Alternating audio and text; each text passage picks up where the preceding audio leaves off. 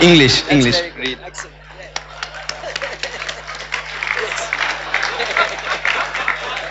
Uh, Now that that's out the way, my name's Sufyan. I'm from South African college schools in Saxon Newlands. My question is, how did the National Planning Commission's report of the 2030 vision affect the way the minister constructed his budget, and if so, in what way? Sufyan, thank you very much. Minister, please take it away. Yeah, looks like he needed to remind Vuyo rather than me.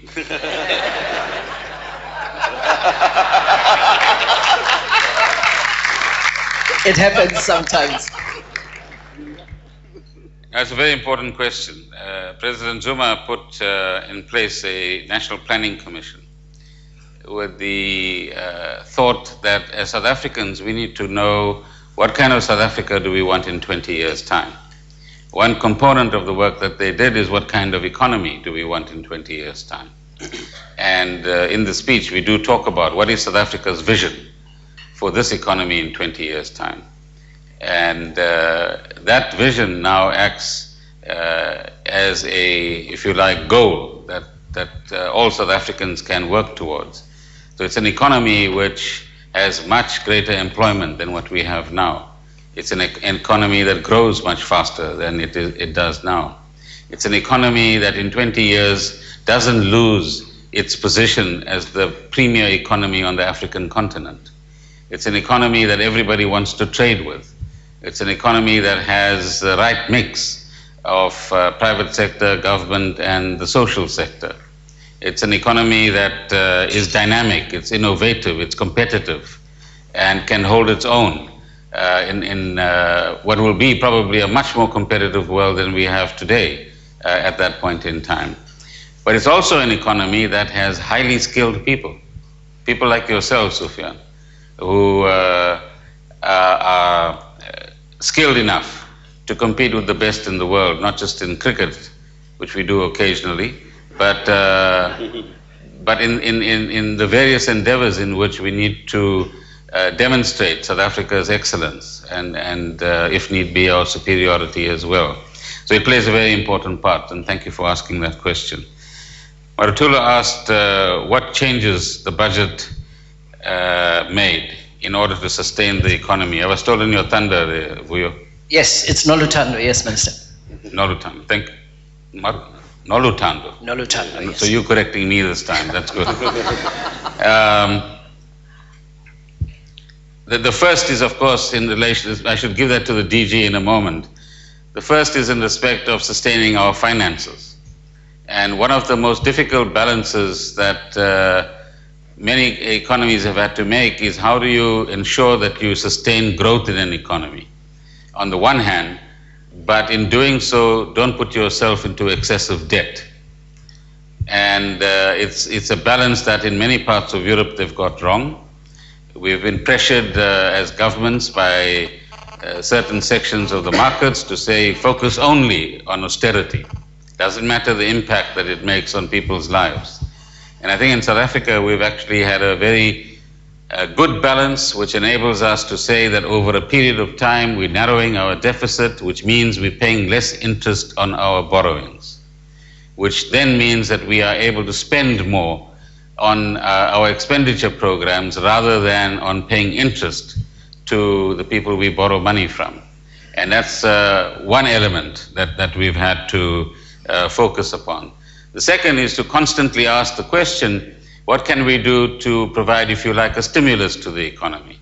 There's breaks for the small business sector. The Commissioner was just reminding me about that.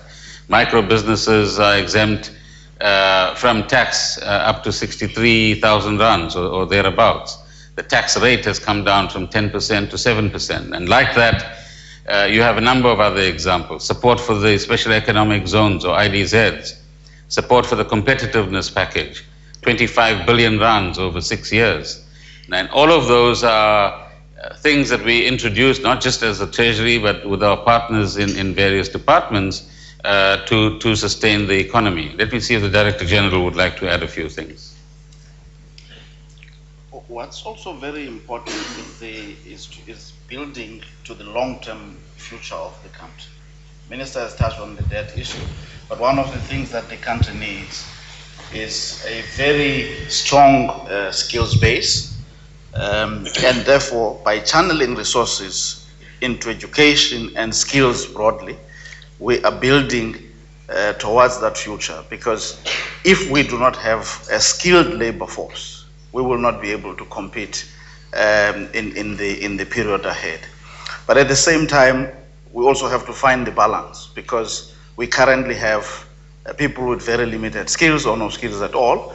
And of course, this budget strikes that right balance by channeling resources to short-term job creating measures, such as the community work program, public works program, and similar programs. And of course, you also face poverty and inequality right now, which is why it is important to also channel resources to social security grants. And the numbers of beneficiaries there are very significant. We're spending just over 3% of our GDP on social security programs. That's not the total social wage, which is quite massive. And the minister referred to that in his speech. So finding that balance in a budget is quite important. Balance the short term and the long term. Don't do good things now in a manner that undermines your ability to do them in the longer term. All right. You've introduced the theme of labor. Tony Ehrenreich is here, so let's take advantage of this opportunity. What, from COSATU's perspective, I must find Dennis George as well from FEDUSA and just get a sense what their reaction is. Tony, good morning. Good morning. Thank you very much for your good morning, Mr. Minister, comrades. My point, I suppose, is in the context of the infrastructure-led program and the desire to be counter-cyclical, when a lot of government departments are not spending the money, what are we going to do about that? And the final issue is inequalities in South Africa is growing. We've seen the huge outcry around the capital gains and dividend taxes. How do we go about making sure that those who benefited from apartheid and from 16 years of democracy, that they're going to commit to making sure they come on board with the new plans of government and the new focus? Thank you. All right. Tony, thank you very much. I'm just going to walk across here, Minister. Dennis George from FEDUSA, what is your question? Good morning, Minister and colleagues and friends. Look, government put a lot of hope and effort into using the infrastructure investment. But this mega infrastructure investment comes with huge amounts of risk. Future generations are going to have to pay for these things. And we've seen from our past experience, the World Cup, the Gauteng train, the arms deal, that these projects are overspent. You know, businesses come and tender, cement prices go up, then we have to pay more. I mean, from our side, we feel that government has to really engage with the social partners to ensure that that must be dealt with. Then on the positive side, we've seen the economy creating 365,000 jobs. I think from our side, and maybe we need to look, Minister, at entering into additional agreements to ensure that we build confidence around these processes. And then the final question that Vio so naughtily raised, that the budget made provision for only 5% salary increase for public servants. I know this is not the bargaining council. But, you know, that is maybe a risk that we need to have to keep our eyes close to that process. Thanks. All right. Dennis, thank you very much. Minister, some of these labor issues, and then I'd like to also offer an opportunity to some of the business people. If you show me your hand so that we can come to you as well. Minister? On the government departments not spending, you would have noticed, Tony, that there's a number of programs that we've outlined. That's the first thing. We're honest enough to say we're not spending well enough. We're honest enough with the public to say we need to do much better in terms of improving our capacity.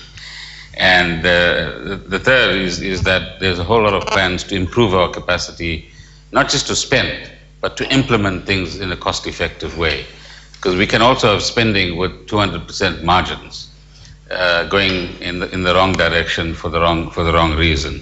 So this is certainly something in the next year that we have to give a lot of attention. So there's IDIP programs, there's the neighborhood development program, there's the upskilling and upgrading of capacity in the DBSA, there's the work that we need to do with the private sector, and if we can get the right partnerships going, South Africa has the capacity to spend.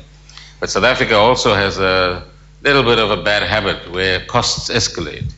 I want to give the Deputy Minister an opportunity in a moment to comment on this, because he'll tell you that the World Cup started with a 7 billion rand bill.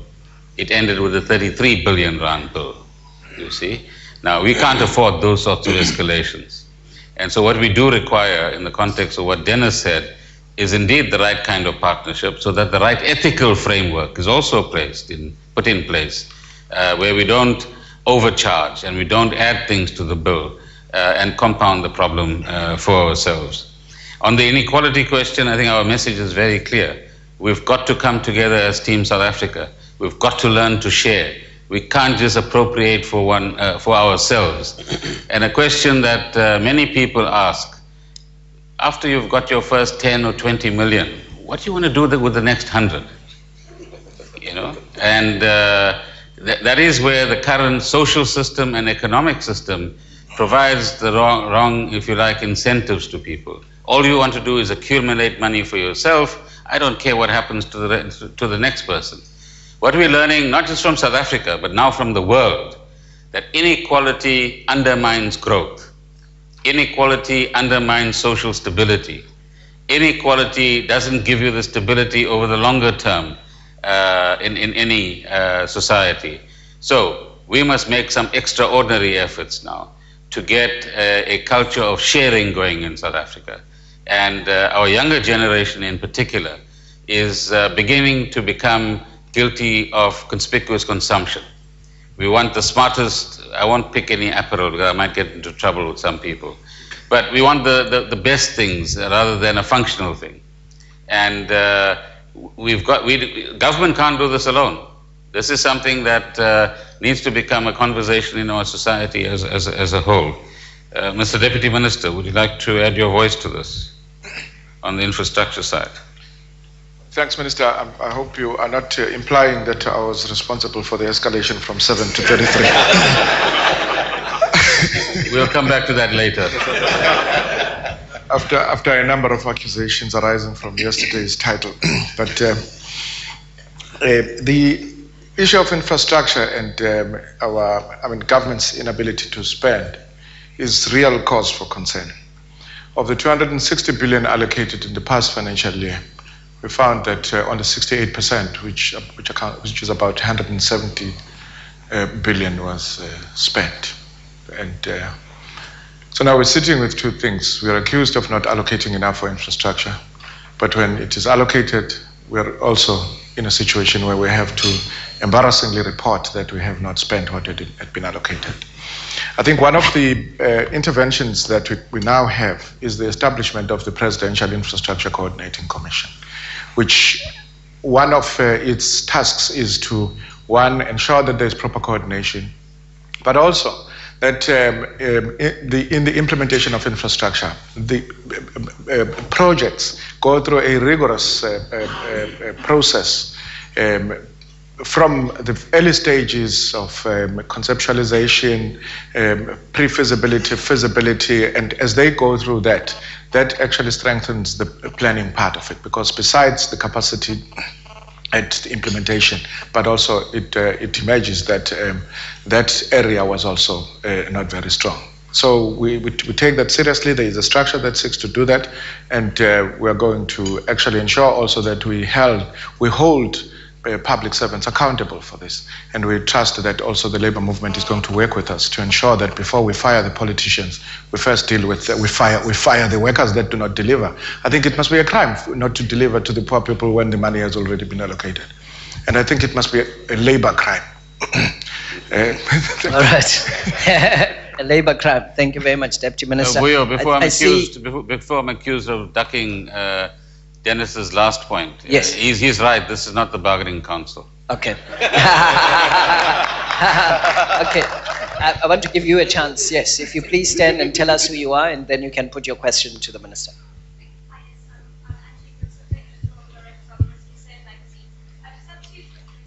Okay. All It's right, working. Angelique. It's working Brilliant. now. Okay. Hi, I'm Angelique Ritziker, editorial director of Risk SA magazine. I just have two quick questions. The first is in regards to Twin Peaks. I know you said that you're going to engage in consultation process this year with hopefully tabling legislation in 2013. I just wanted to know how far you are in that consultation process right now. Who still needs to be consulted?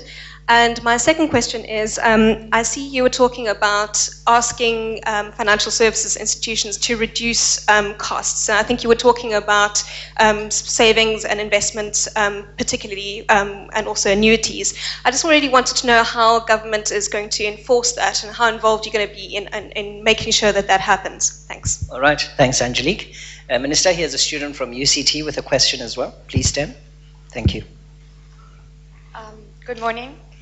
I am Nitisha Mudli. I'm a fellow with the Alan Gray Orbis Foundation. My question is with regard to the national health insurance. In the past budget, there has been some specification about the fact that the tax system will change when NHI is introduced, but there hasn't been any clear indication of the impact it will have on the net income of the taxpayer and if it would be significant. If it is in fact significant, what measures can the taxpayer take now in order to facilitate the ease of change when NHI comes into being? All right, thank you very much. Before you answer, Minister, what we'll do is just take a commercial break quickly and we'll continue and afford other people an opportunity to ask a question. You're watching Morning Live.